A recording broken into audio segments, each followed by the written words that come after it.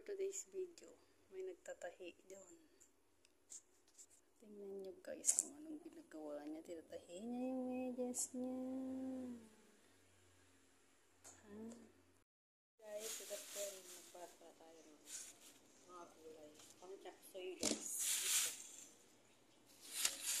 Ito yung baby corn. Baby. Saka yung broccoli.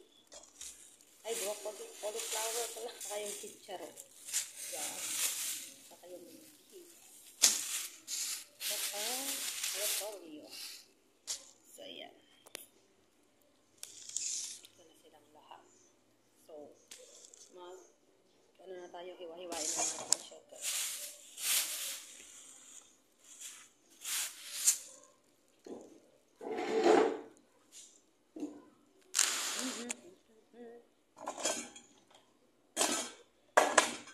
Ganahin natin ang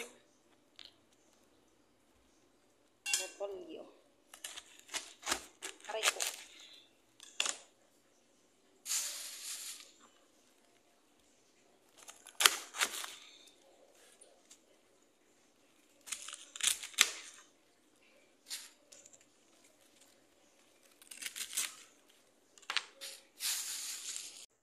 So, ayan guys, voice over tayo ulit. So, ayan guys, sinuna ko na pala dyan yung repolyo dyan guys, na hiniwa-hiwa. So, ayan.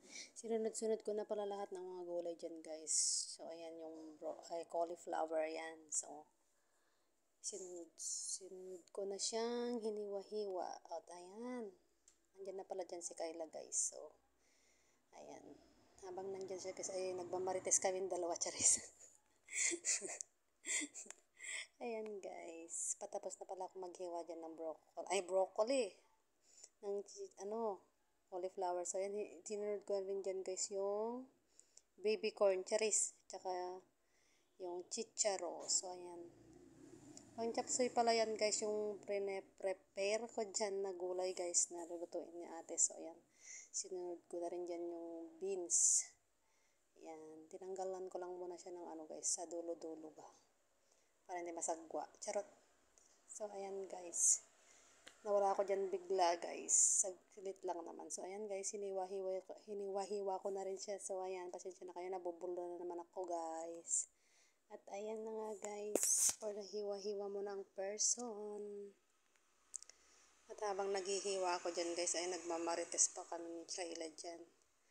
At sumasakit pala dyan yung ulo ko guys. So, ayan. Para hindi maipinta yung mukha ko. At ayan na nga guys, sinunod ko na rin dyan yung sayote.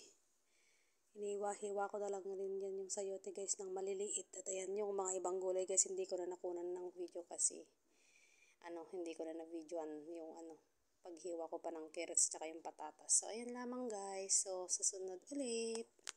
Bye bye!